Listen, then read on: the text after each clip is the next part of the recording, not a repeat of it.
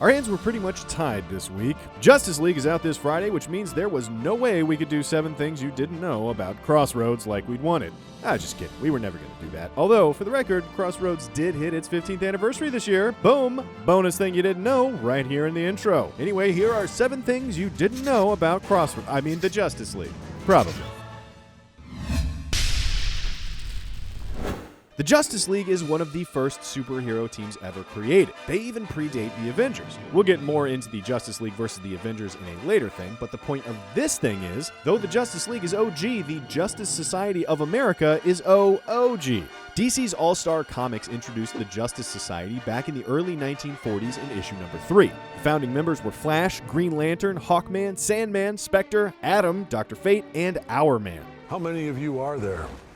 Not enough. And after the Justice Society, there was the Seven Soldiers of Victory in 1941, which was kind of like the Guardians of the Galaxy in that it was more of a group of comic hero B-listers. I mean, the Star-Spangled Kid? What the f*** is that? Meanwhile, Marvel had the All-Winners Squad in 1946, which also predates the Justice League. Lame name aside, that group included Captain America, Bucky, and Human Torch. You know, characters you've heard of, unlike the Star-Spangled Kid. Next thing.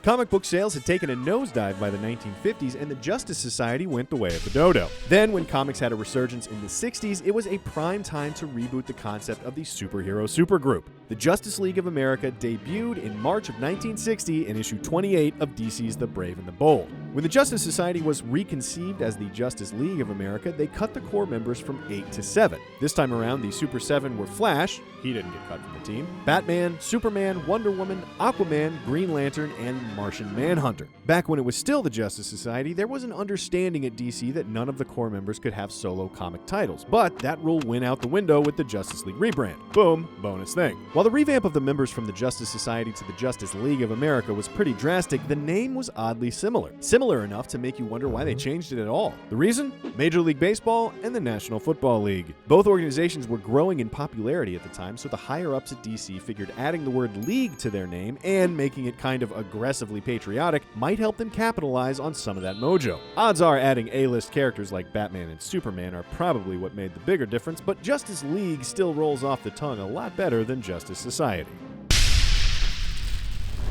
Once the Justice Society was reborn as the Justice League, DC had to come up with some pretty badass supervillains for the team, and they nailed it on the first try with a giant starfish?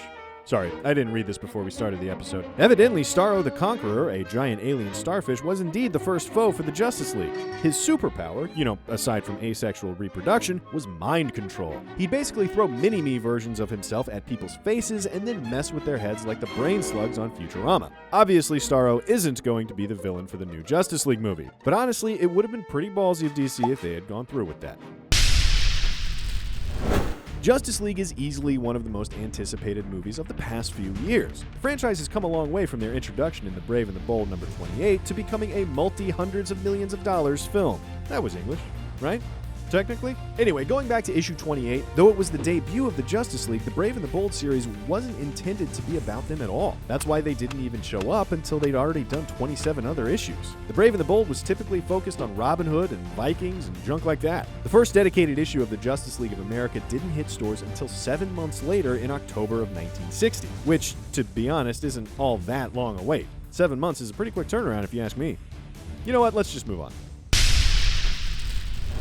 The insane success of the Avengers films and the MCU overall had put DC in the unenviable situation of trying to match Marvel's success. And though many in the fan sphere side with either Team Marvel or Team DC, the competing labels have managed to partner in the past with a Justice League Avengers crossover series, but it wasn't easy. The crossover was supposed to happen over 35 years ago. Marvel and DC first agreed on the idea all the way back in 1979, but they ended up canceling the series before the planned publication date of May 1983. Marvel's then editor-in-chief was in a big huff about some editorial disagreements, and the whole project was killed, along with a follow-up to the Uncanny X-Men and the New Teen Titans crossover from 1982. Later, when the comic industry was falling on hard times yet again, the companies managed to kiss and make up, reviving the crossover project in 2002. The Justice League Avengers series was even reprinted as a hardback edition in 2004, including the original pages from the 1983 version for the first time ever. And before you head over to eBay to impulse buy a copy, stick around for our next couple of things. There's just 2 left. Stop right there.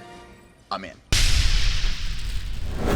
We mentioned earlier that the Justice League has been around longer than the Avengers. What you may not know is, without the Justice League, there wouldn't be any Avengers, or a Fantastic Four for that matter. When the Justice League was such a smash hit for DC right out of the gate, Marvel took notice. The publisher tasked the chief writer, some guy named Stan Lee or something, with coming up with their own version of a superhero dream team. Jack Kirby and Stan Lee got together, and next thing you know, boom, Fantastic Four issue 1. The crazy success of Fantastic Four was followed by Iron Man, The Incredible Hulk, Thor, and others. Basically, it was the dawn of Marvel as we know it today. With all of these characters having such strong individual followings, it was a no-brainer for Stan Lee to take from the Justice League model again and create the Avengers. Which is like, good for him. At least we don't have to worry about a lame Stan Lee cameo being crowbarred in during Justice League, though. That we know of. We'll have to see exactly how Justice League shapes up when it hits theaters, but one thing we know for sure is that it would have been a completely different movie if it hadn't been for the writer's strike in 2007. Justice League was in pre-production all the way back then. And do you know who was directing? George Miller.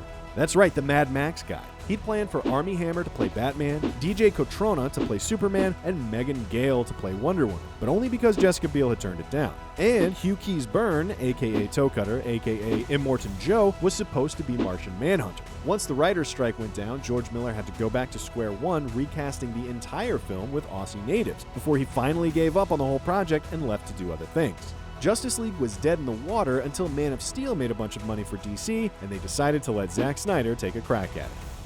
That's it for today. We know a lot of you guys are foaming at the mouth due to rabies, and probably also because you're excited for Justice League. So be sure to hit the thumbs up and share this video with your similarly afflicted friends. Thanks for watching, and subscribe to CineFix for more true-ish things about movies and sometimes impulse buying comics on eBay right here on Things You Didn't Know.